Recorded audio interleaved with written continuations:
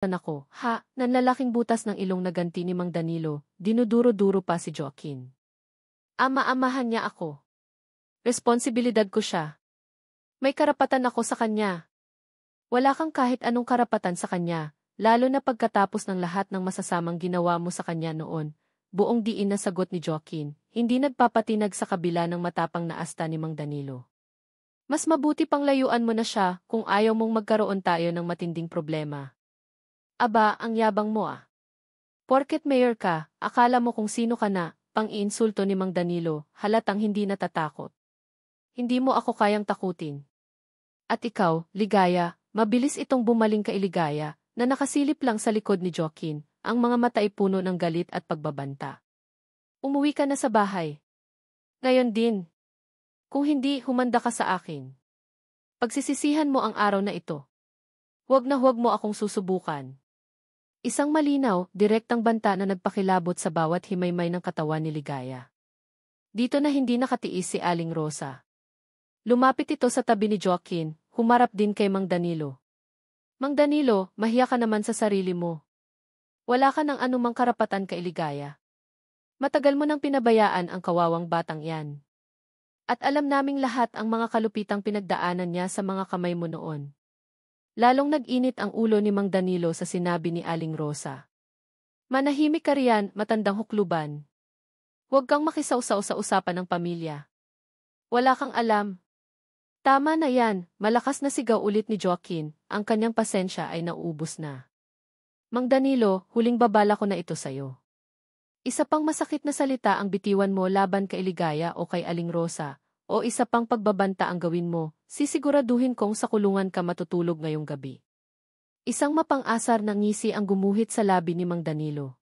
Talaga, Mayor? Sa anong kaso naman, Aber? Wala naman akong ginagawang labag sa batas. Kinakausap ko lang naman ng masinsinan ang pamilya ko. Naramdaman ni Joaquin ang bigat ng sitwasyon. Alam niyang nasa alanganin sila. Bilang alkalde ng bayan, kailangan niyang kumilos ng naaayon sa proseso ng batas.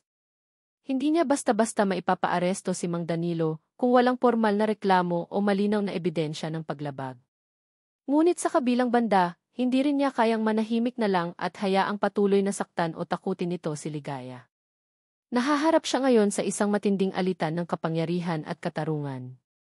Ang kanyang posisyon bilang mayor ay may kaakibat na responsibilidad na panatilihin ang kaayusan, ngunit ang kanyang puso bilang lalaking nagmamahal at bilang ama ng mga anak ni Ligaya ay sumisigaw na protektahan sila sa anumang paraan.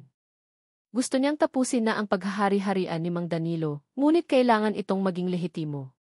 Sa gitna ng maingay na komprontasyon at ng mga matang nakatingin sa kanila, muling bumalik sa isipan ni Ligaya ang isa sa pinakamasakit at pinakamadilim na yugto ng kanyang buhay sa poder ni Mang Danilo.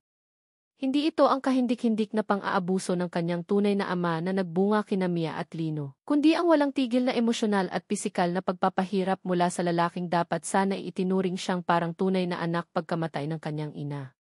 Naalala niya ang isang gabi, pagkatapos siyang bugbugin at paluhurin sa asin ni Mang Danilo dahil lamang sa nabasag niyang pinggan. Nakahandusay siya sa malamig na semento ng kanilang kusina, umiiyak ng walang tunog, basag ang labi, at namimilipit sa sakit ang bawat bahagi ng kanyang katawan. Akala niya noon, iyon na ang kanyang katapusan.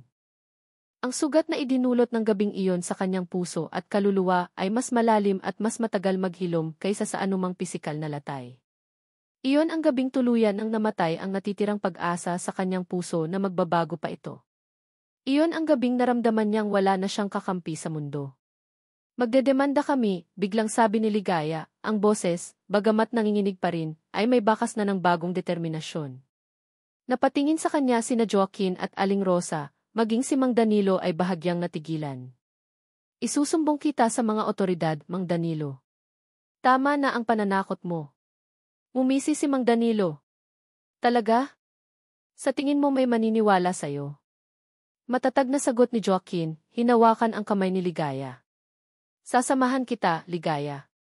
Hindi ka nag-iisa. Ngunit sa kabila ng tapang na ipinapakita, sa loob-loob ni Ligaya, naroon pa rin ang matinding takot. Takot na baka ito na ang maging katapusan ng kanilang muling pagkikita ni Joaquin.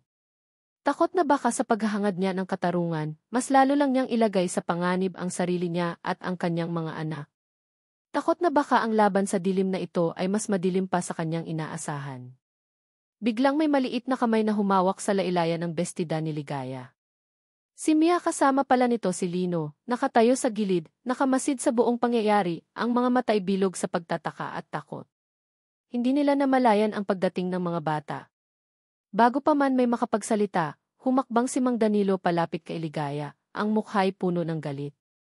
Mabilis nitong hinablot ang braso ni Ligaya ng mahigpit. Aray, daing ni Ligaya, napapikit sa sakit. Mama, malakas na sigaw ni Mia, ang boses ay puno ng takot at gulat. Ang reaksyon ng bata ay biglang pumutol sa tensyon, lahat ay napatingin sa kanya, pati na si Mang Danilo na bahagyang natigilan sa ginawa. Ang sigaw ni Mia na Mama, ay parang matinis na kampanang pumunit sa nakabibinging tensyon sa plaza. Agad na bitiwan ni Mang Danilo ang braso ni Ligaya, tila nagulat din sa biglaang pagsulpot ng mga bata. Ang mga mata ni Mia ay puno ng luha at takot, habang si Lino naman ay nakakapit ng mahigpit sa palda ng kapatid, ang maliliit na kamao ay nakakuyom. Mabilis na lumapit si Joaquin at inilayo si Ligaya kay Mang Danilo, sabay harang sa pagitan nila. Nakita mo ang ginawa mo, galit na sabi ni Joaquin kay Mang Danilo, ang tinig ay mababa ngunit puno ng pagbabanta. Pati mga bata, tinatakot mo. Si Ligaya naman, kahit masakit pa ang braso, ay agad lumuhod para yakapin ang kanyang mga anak. Mia, Lino, mga anak, okay lang si Mama, sabi niya, pilit pinapakalma ang sarili para hindi matakot ang mga bata, kahit ang totoo'y nanginginig pa rin siya sa loob. Huwag kayong matakot, nandito si Mama. Ang eksena ay hindi nakaligtas sa mga mata ng mga taong naroroon. Ang kaninang tsismisan ay napalitan ng mga bulungan ng awa para kay Ligaya at ng pagkondena kay Mang Danilo. Ang pagdating ng mga bata ang tila nagbigay ng huling tulak kay Ligaya. Tama na. Sobra na. Joaquin, Aling Rosa, tara na po, sabi ni Ligaya, tumayo siya, hawak ang mga kamay ni Mia at Lino. Ang takot sa kanyang mga mata ay napalitan ng isang bagong determinasyon. Pupunta tayo sa barangay hall. Magrereklamo ako. Walang imik na sumunod si Mang Danilo, ngunit ang kanyang mukha ay mas lalong umitim sa galit. Marahil, hindi niya inaasahan na maglalakas loob si Ligaya ng ganito, lalo na't nasa harap ng maraming tao. Sa barangay hall, ang tensyon ay mas lalo pang tumindi. Ang maliit na opisina ay tila sumikip dahil sa bigat ng atmosfera. Si Kapitan Romy, isang matabang lalaki na nasa edad 50, ay seryosong nakikinig sa salaysay ni Ligaya. Puno ng puso at tapang na inilahad ni Ligaya ang lahat. Hindi lang ang pananakot at pagbabanta ni Mang Danilo kanina sa plaza, kundi pati na rin ang mga taon ng pang-aabuso na dinanas niya sa kamay nito, ang pisikal na pananakit, ang emosyonal na pagpapahirap, ang pagpapabaya. Bawat salita ay may bigat, bawat detalye ay patunay ng kanyang pinagdaanan. Ang mga luhang dumadaloy sa kanyang pisngi ay hindi na lang luha ng takot, kundi luha ng matagal ng kinikimkim na sakit at ng bagong silang na pag-asa para sa katarungan. Kapitan, ang taong ito, sabi ni Ligaya, itinuturo si Mang Danilo na prenteng nakaupo sa isang sulok, tila walang pakialam, ang taong dapat sana inagprotekta sa akin, ang taong dapat sana itinuring akong anak, ay siya mismong humakbang sa dilim at nagpahirap sa akin ng husto. Wala siyang karapatang tawagin akong pamilya. Wala siyang karapatang lumapit sa akin o sa mga anak ko. Si Joaquin, na tahimik lang na nakikinig sa tabi ni Ligaya, ay paminsan-minsang sumusulyap kay Mang Danilo, ang mga mata ay nag-aapoy sa galit. Nakikita niya ang tapang ni Ligaya at lalo siyang humanga rito. Ang babaeng minsan niyang minahal ay hindi lang pala basta maganda at mabait, kundi matapang din at handang lumaban para sa sarili at sa kanyang mga anak. Matapos magsalita si Ligaya, kinausap ni Kapitan Romy si Mang Danilo. Mang Danilo, ano po ang masasabi niyo sa mga paratang ni Ginang Ligaya? Ngumisi lang si Mang Danilo. Kapitan, alam niyo naman mga babae, emosyonal. Baka naman nagdadrama lang yan. Drama, hindi napigilan ni Joaquin ang sarili. Nakita ng buong plaza ang ginawa mong pananakot sa kanya kanina. At ang mga pasa niya noon, drama rin ba yun? Mayor, huwag po kayong makialam dito, sabi ni Kapitan Romy, sinusubukang pakalmahin ang sitwasyon. Lilitisin natin ito ng maayos. Ngunit sa tono ng kapitan, halatang mas pinapaniwalaan nito ang salaysay ni Ligaya, lalo na't naroon si Mayor Joaquin bilang suporta. Hindi naglaon, matapos ang ilang tanong pa at ang testimonya ni Aling Rosa bilang saksi sa ilan sa mga pang-aabuso noon, nagdesisyon si Kapitan Romy. Mang Danilo, sabi ng kapitan, ang boses ay seryoso na. Dahil sa mga reklamo ni Ginang Ligaya, at sa posibleng paglabag mo sa Anti-Violence Against Women and Their Children Act, kailangan ka naming i-detain pansamantala habang iniimbestigahan pa namin ang kasong ito. 2 barangay tanod ang lumapit kay Mang Danilo. Sa pagkakataong iyon, nawala ang yabang sa mukha ni Mang Danilo. Napalitan ito ng gulat at bahagyang takot. Sinubukan pa niyang magpumiglas at magreklamo, ngunit wala na siyang nagawa nang dalhin na siya ng mga tanod palabas ng barangay hall. Sa wakas, ang muro ng takot na matagal nang bumabakod kay Ligaya ay unti-unti nang gumuho. Nakahinga siya ng maluwag, isang malalim na hininga na tila nagpakawala sa lahat ng bigat na matagal niyang pinasan. Nang sila na lang nina Joaquin, Aling Rosa, at ng mga bata ang naiwan sa opisina ni Kapitan Romy, hindi napigilan ni Joaquin ang sarili. Lumapit siya kay Ligaya at niyakap ito ng mahigpit. Isang yakap na puno ng paghanga, ng respeto, at ng panibagong pagmamahal. Tapos na, Ligaya, bulong ni Joaquin sa tainga nito. Malaya ka na. Gumanti ng yakap si Ligaya, ang mga luha ng pasasalamat at ginhawa ay dumaloy sa kanyang mga pisngi. Sa mga bisig ni Joaquin, naramdaman niya ang kaligtasan. Naramdaman niya ang pag-asa. Ito ang unang pagkakataon sa loob ng maraming taon na naramdaman niyang may kakampi siya, maisasandalan. Ang panata ni Joaquin sa pamilya, ang pangakong poprotektahan sila, ay muling nanariwa sa kanyang puso. Nang kumalas sila sa yakap, isang maliit na ngiti ang sumilay sa mga labi ni Ligaya, isang ngiting matagal nang hindi nakikita ni Joaquin. Isang ngiting nagpapahiwatig ng bagong simula. Nagpaalam na sila kay Kapitan Romy at kay Aling Rosa. Habang naglalakad sila palabas ng barangay hall, kasama ang mga bata, isang kakaibang gaan ang naramdaman ni Ligaya. Parang nabunutan siya ng isang napakabigat na tinik. Mama, saan po natin dinala si Lolo Danilo? Tanong ni Lino, na kanina patahimik. Napatingin si Ligaya kay Joaquin, humihingi ng tulong kung paano sasagutin ang tanong ng anak. Ngumiti si Joaquin kay Lino. Si Lolo Danilo mo, Lino, kailangan lang niyang magpahinga sandali. May mga bagay lang siyang kailangang ayusin. Tumango-tango si Lino, tila kontento na sa sagot. Bago sila tuluyang maghiwalay ni Joaquin, dahil kailangan pa nitong bumalik sa munisipyo, may naalala si Ligaya. May isang bagay siyang gustong sabihin, isang bagay na matagal na niyang gustong ipagtapat. Joaquin, tawag niya. Lumingon si Joaquin. Bakit, Ligaya?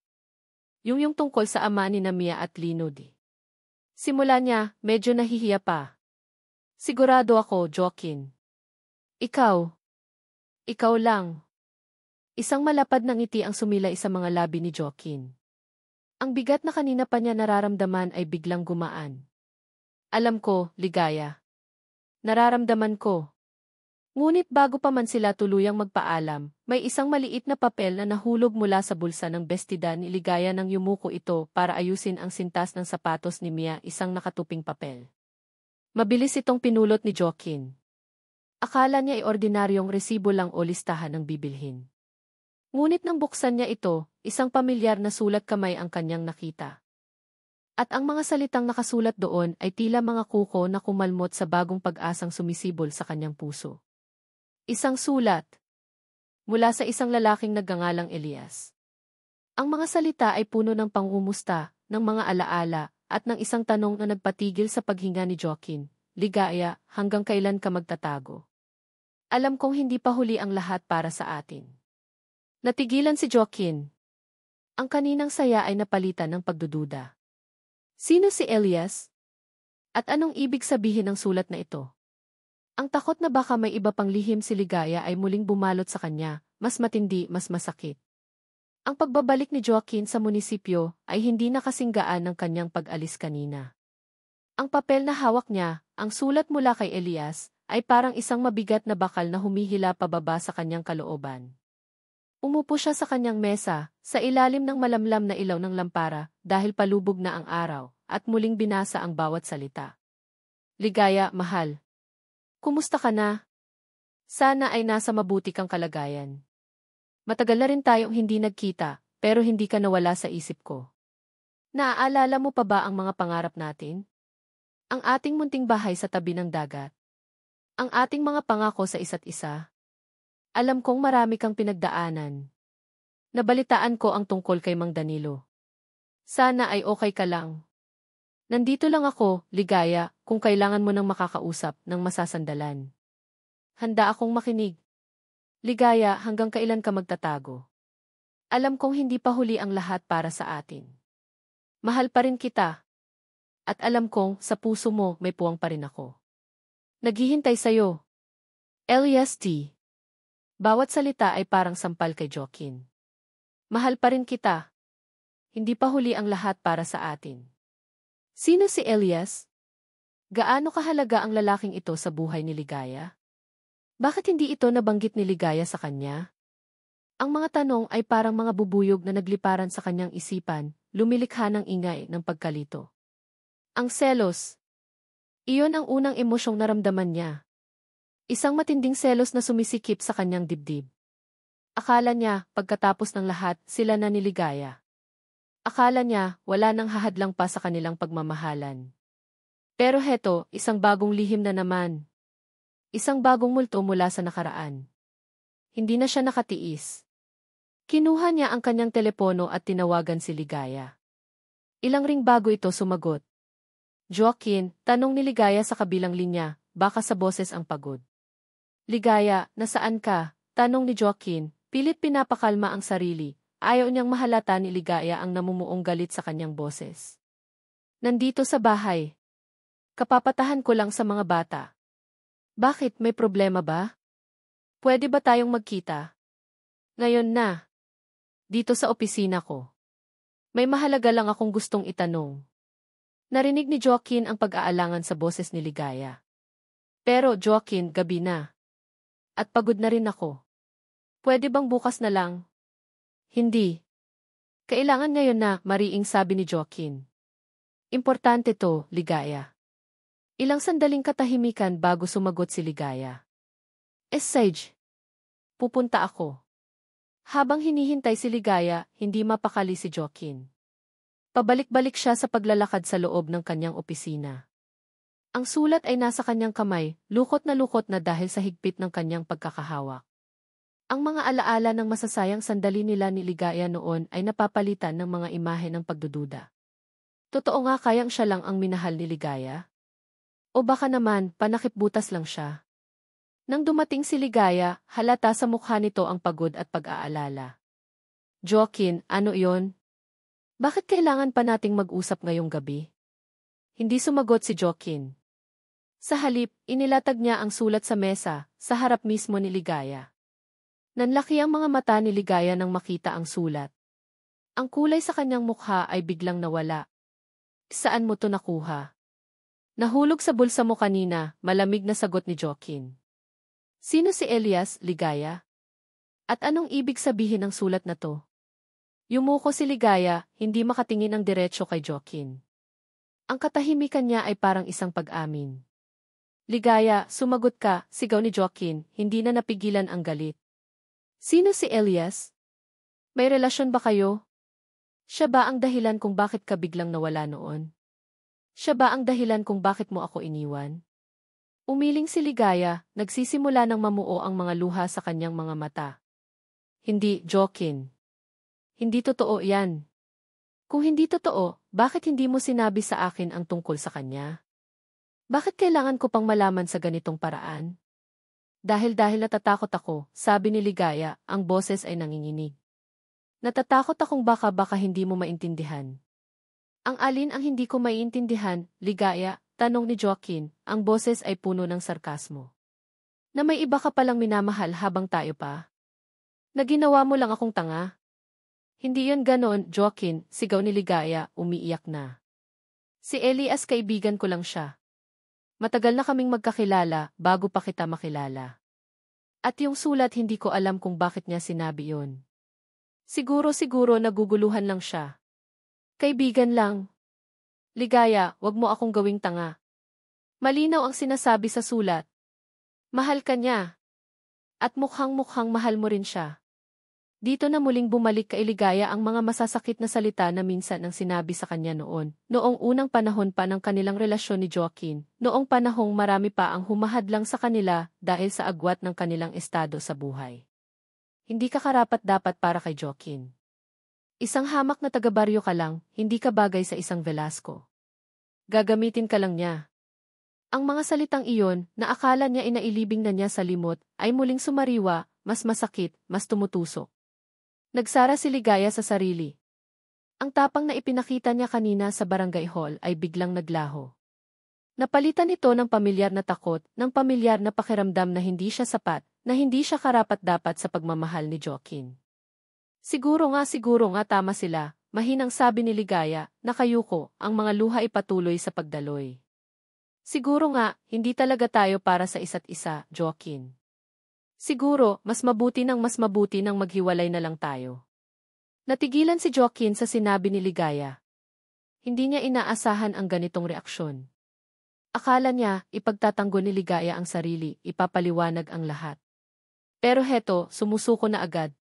Ang galit niya ay unti-unting napalitan ng pagtataka, ng sakit. Ganon na lang ba yon, Ligaya? Tanong niya, ang boses ay puno ng hinanakit. Pagkatapos ng lahat, susuko ka na lang. Hindi mo man lang ba ipaglalaban ang pagmamahalan natin? Umiling si Ligaya. Para saan pa, Joaquin? Paulit-ulit lang tayong masasaktan. Paulit-ulit lang tayong magkakasakitan. Siguro, ito na talaga ang tadhana natin. Ang mga salita ni Ligaya ay parang mga punyal na sumasaksak sa puso ni Joaquin. Ang selos at pagdududa ay lalo pang lumalim. Baka nga may ibang dahilan kung bakit kailangang magtago ni Ligaya. Baka nga si Elias ang tunay niyang mahal. Baka nga, sa simula pa lang, laro lang ang lahat para kay Ligaya. Tumalikod si Joaquin, hindi na makayanan ang sakit na nakikita sa mga mata ni Ligaya, ang sakit na nararamdaman niya mismo. Pumunta siya sa bintana, huminga ng malalim, pilit pinapakalma ang sarili. Ang gabi ay madilim, walang mga bituin. Parang katulad ng nararamdaman niya ngayon. Habang umiiyak si Ligaya sa dilim ng kanyang sariling kalungkutan, at habang si Joaquin naman ay nilalamon ng sarili niyang mga agam-agam, isang maliit na boses ang bumasag sa katahimikan ng gabi sa bahay ni Ligaya. Si Mia, na nagising dahil sa ingay ng mahinang pag-iyak ng ina, ay lumapit dito. Mama, bakit po kayo umiiyak? Tanong ng bata, ang mga matay puno ng pag-aalala. Hinaplos nito ang pisngi ng ina. Sabi po ni Papa Joaquin, mahal na mahal niya kayo. At mahal na mahal din po namin kayo ni Lino. Ang mga salita ng anak ay parang liwanag na sumilip sa madilim na silid. Papa Joaquin. Iyon ang tawag ng mga bata kay Joaquin mula pa noong una silang magkita. Isang simpleng tawag pero puno ng pagmamahal at pagkilala. Napatingin si Ligaya kay Mia ang inosenteng mukha ng anak, ang purong pagmamahal nito. Bigla siyang nakonsensya. Tama ba ang ginagawa niya? Tama bang sumuko na lang siya ng ganito? Paano na ang mga anak nila? Sa munisipyo, si Joaquin ay nakatingin pa rin sa labas ng bintana. Ang mga salita ni Ligaya ay umuulit-ulit sa kanyang isipan. Siguro, mas mabuti nang maghiwalay na lang tayo. Ang sakit. Sobrang sakit. Pero sa gitna ng sakit, may isang bagay siyang naalala. Ang sinabi ni Mia kanina sa barangay hall, Mama, saan po natin dinala si Lolo Danilo? Ang pag-aalala ng bata para sa kanyang ina. At ang tanong na sumunod, Tay, hindi ba niyakap ni Mama ang aming mga anak? Hindi iyon ang eksaktong sinabi ni Mia pero ang diwa ay naroon. Ang pagmamahal ni Ligaya sa mga anak nila. Napaisip si Joaquin. Posible kayang nagkamali siya ng husga. Posible kayang may mas malalim pang dahilan sa likod ng lahat ng ito. Ang imahe ni Ligaya na matapang na humarap kay Mang Danilo, ang imahe ni Ligaya na umiiyak haban. Yakap ang mga anak nila, ang mga imaheng iyon ay hindi tugma sa imahe ng isang babaeng manloloko o taksil. Isang desisyon ang biglang nabuo sa isipan ni Joaquin. Kailangan niyang malaman ang katotohanan. Hindi siya pwedeng basta na lang maniwala sa isang sulat o sa mga salitang binitiwan dahil sa bugso ng damdamin. Kailangan niyang kausapin si Elias. Kailangan niyang malaman kung ano talaga ang papel nito sa buhay ni Ligaya. Kinuha niya ang kanyang susi ng kotse. Hindi na siya nagpaalam kay Ligaya na marahil ay umiiyak pa rin sa kanyang opisina. Kailangan niyang kumilos at kailangan niyang kumilos ng mabilis. Lihim niyang susundan si Elias. Hahanapin niya ito saan man ito naroroon. Para sa katotohanan. Para kay Ligaya. Para sa kanilang pamilya. Kinabukasan, maagang umalis si Joaquin. Ang tanging palatandaan na iniwan niya kay Ligaya ay ang address ni Elias na nakasulat sa isang kapirasong papel na nakuha niya mula sa impormasyong nakalap niya kagabi sa tulong ng ilang koneksyon. Barrio Matimyas, isang maliit at medyo liblib na lugar sa labas ng San Esteban. Doon daw matatagpuan ang lalaking nagpadala ng sulat na gumulo sa kanilang lahat. Ang biyahe patungong Barrio Matimyas ay puno ng agam-agam para kay Joaquin. Ano ang madadatnan niya? Isang karibal na handang agawin si Ligaya? O isang taong makakapagbigay ng liwanag sa madilim na bahagi ng nakaraan ng babaeng mahal niya? Nang marating niya ang baryo, isang simpleng pamayanan ang kanyang nakita. Mga bahay na yari sa kawayan at pawid, mga taniman ng gulay, at mga taong abala sa kani-kanilang mga gawain. Nagtanong-tanong siya hanggang sa may magturo sa kanya sa isang maliit na bahay na medyo nakahiwalay sa iba, malapit sa isang ilog. Doon daw nakatira si Elias. Kumatok si Joaquin sa pinto. Ilang sandali pa, bumukas ito at isang lalaking payat, medyo kayumanggi, at may malalamlam na mga mata ang humarap sa kanya.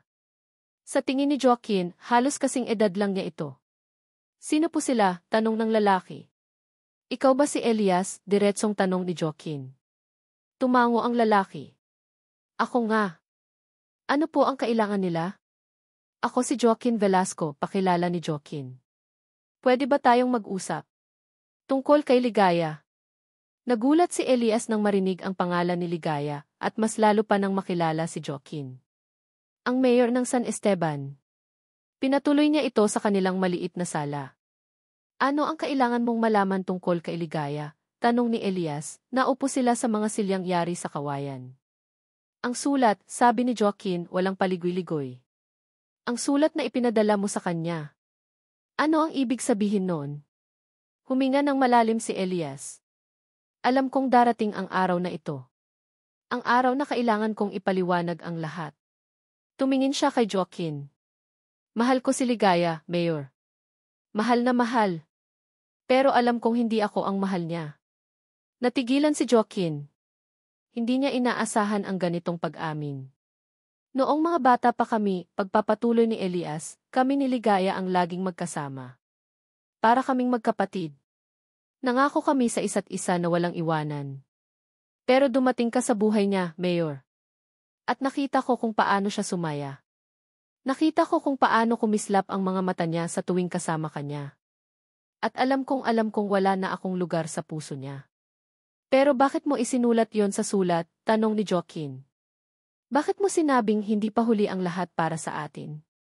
Dahil gusto ko siyang protektahan, sagot ni Elias. Noong umalis si Ligaya 7 taon na ang nakalipas, hindi lang dahil kay Mang Danilo o sa ama niya. May isa pa siyang tinatakasan. Sino? Ang madrasta ko, sabi ni Elias, bakas ang pait sa kanyang boses. Si Aling Corazon. May gusto siyang gawin kay Ligaya noon. Isang bagay na napakasama. Sinubukan niyang ipahamak si Ligaya para mapunta sa akin ang mana na dapat sana ay para sa aming dalawa bilang magkapatid sa gatas, dahil ang tunay kong ina ay yumaong kapatid ng ina ni Ligaya. Gulat na gulat si Joaquin sa narinig. Isa na namang lihim. Isa na namang kasinungalingan na bumalot sa buhay ni Ligaya. Kaya pala siya biglang nawala, bulong ni Joaquin sa sarili. Sabi ni Elias. At ang sulat na iyon paraan ko lang iyon para malaman kung nasaan na siya, para masigurado kong ligtas siya. At para mabigyan siya ng babala na baka sinusundan pa rin siya ni Aling Corazon. Pero bakit hindi mo sinabi sa akin ang lahat ng ito noon pa? Tanong ni Joaquin, medyo maihinanakit pa rin. Dahil natatakot din ako para sa kaligtasan ni Ligaya, sagot ni Elias. At dahil umaasa pa rin ako noon na baka sakaling bumalik siya sa akin. Isang malungkot na ngiti ang gumuhit sa labi ni Elias. Pero ngayon, alam ko na. Ikaw ang mahal niya, Mayor. Ikaw ang kaligayahan niya. Katahimikan. Ang mga revelasyon ni Elias ay unti-unting lumulubog sa isipan ni Joaquin. Ang galit at selos na naramdaman niya kagabi ay napalitan ng matinding pag-unawa at awa para kay Ligaya. Ang dami niyang pinagdaanan. Ang dami niyang tiniis. Kailangan kong makausap si Ligaya, sabi ni Joaquin, tumayo. Sasama ako, sabi ni Elias. Kailangan din naming magkaayos ni Ligaya. Kailangan niyang malaman na hindi ko siya kailanman niloko o pinagtaksilan. Sabay silang bumalik sa San Esteban. Habang nasa biyahe, maraming naikwento si Elias tungkol sa kabataan nila ni Ligaya, sa mga pangarap nila, sa mga masasayang sandali. At sa bawat kwento, lalong naiintindihan ni Joaquin kung gaano kalinis ang puso ni Ligaya at kung gaano siya kamahal nito. Samantala, si Ligaya ay gulong-gulo pa rin ang isip. Hindi niya alam kung ano ang gagawin. Ang pag-aaway nila ni Joaquin kagabi ay nag-iwan ng malalim na sugat sa kanyang puso. Akala niya, ito na ang katapusan ng lahat. Nang biglang may kumatok sa pinto. Pagbukas niya, nagulat siya nang makita si Joaquin kasama si Elias. Joaquin? Elias? Anong ginagawa niyo dito? Ligaya, kailangan nating mag-usap, sabi ni Joaquin, ang boses ay malumanay. Pumasok sila sa loob ng bahay.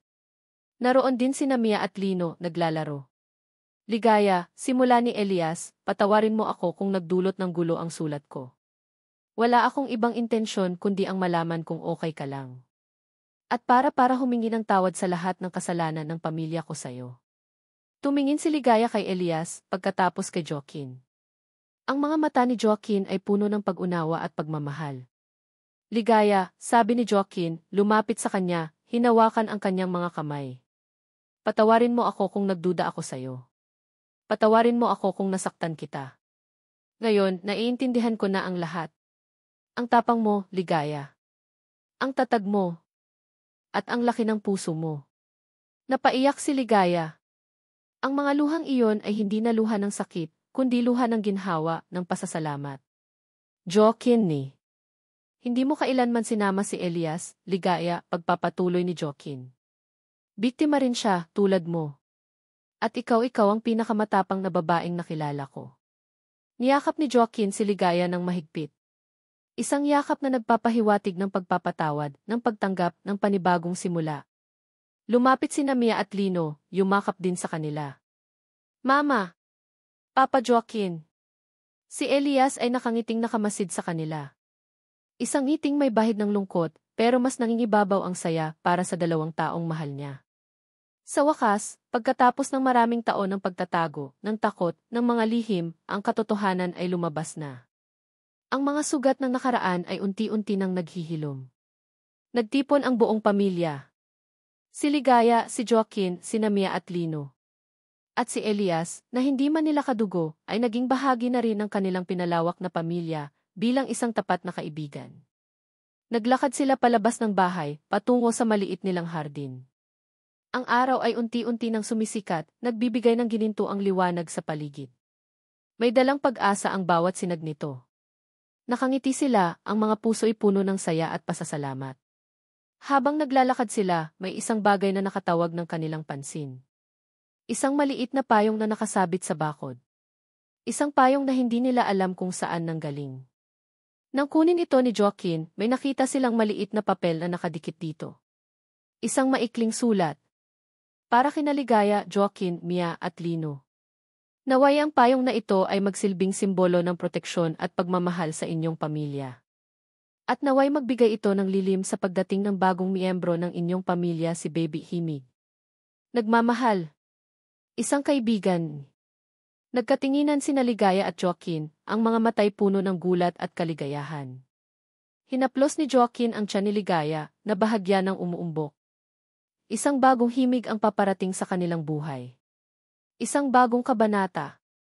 Isang bagong pag-asa. Ang pag-ibig, sa kabila ng lahat ng pagsubok, ay laging mananaig. Ang puso, kapag naghilom, ay laging handang magmahal muli. At ang pamilya, gaano man kalaki o kaliit, gaano man kakomplikado, ay laging mananatiling pundasyon ng ating lakas at kaligayahan. Ang kwento ni Ligaya at Joaquin ay isang patunay na sa bawat dilim, may liwanag na naghihintay. At sa bawat sakit, may paghilom na darating. Ang kailangan lang ay tapang, tiwala, at isang pusong handang magpatawad at magmahal ng walang hanggan. Minamahal kong mga mambabasa. Una sa lahat, isang taos-pusong pasasalamat mula sa kaibuturan ng aking puso sa inyong walang sawang pagsubaybay sa kwento ni Ligaya at Joaquin. Ang bawat minuto na inilaan ninyo para basahin ang bawat kabanata, ang bawat emosyon na naramdaman ninyo kasabay ng mga tauhan, ay isang malaking karangalan para sa akin. Hindi mabubuo ang kwentong ito kung wala ang inyong mainit na pagtanggap. Habang isinusulat ko ang kisinaglit na minsala at ang mga sumunod pang kabanata, para na rin akong naging anino ni Ligaya at Joaquin. Naramdaman ko ang kanilang takot, ang kanilang sakit, ang kanilang pag-asa, at higit sa lahat, ang kanilang walang kamatayang pag-ibig. May mga pagkakataon na kasabay nila akong umiyak, at may mga sandali namang napapangiti ako sa kanilang mga munting tagumpay. Ang pagsulat ng kwentong ito ay isang emosyonal na paglalakbay para sa akin, isang paglalakbay na puno ng pagninilay-nilay tungkol sa tunay na kahulugan ng pag-ibig, pamilya, at pagpapatawad. Kung mayroon man akong nais na maibahagi at maiwan sa inyong mga puso mula sa kwentong ito, ito ay ang mensahe ng pag-asa. Gaano man kadilim ang ating nakaraan, gaano man kabigat ang mga problemang ating pinagdadaanan, laging mailiwanag na naghihintay sa dulo. Ang pag-ibig, sa iba't ibang anyo nito, pag-ibig sa pamilya, sa kaibigan, at sa isang espesyal na tao, ay may kakayahang maghilom ng pinakamalalim na sugat. Mahalaga rin ang katapangan na harapin ang ating mga kinatatakutan at ang kapatawaran, hindi lamang para sa iba, kundi para na rin sa ating sarili. Lahat tayo ay nagkakamali, ngunit ang mahalaga ay ang matuto tayo mula sa mga pagkakamaling iyon at magpatuloy sa buhay ng may bagong pag-asa at determinasyon. Higit sa lahat, nais kong iparating na ang bawat isa sa atin ay karapat-dapat sa pagmamahal at kaligayahan, anuman ang ating pinagmulan o pinagdaanan. Huwag sana tayong panghinaan ng loob. Ngayon, nais ko kayong anyayahan na ibahagi ang kwentong ito sa inyong mga kaibigan, kapamilya, o kahit na sino pa mang sa tingin ninyo ay maaaring makakuha ng inspirasyon mula rito. At kung mayroon kayong mga saloobin, komento, o kahit na sarili ninyong kwento na nais ibahagi, huwag kayong mag-atubiling iwan ang inyong mga komento. Ang inyong mga tinig ay mahalaga at nais kong marinig ang bawat isa sa inyo. Muli, maraming salamat po. Hanggang sa susunod nating pagkikita sa mga pahina ng panibagong kwento. Nagmamahal.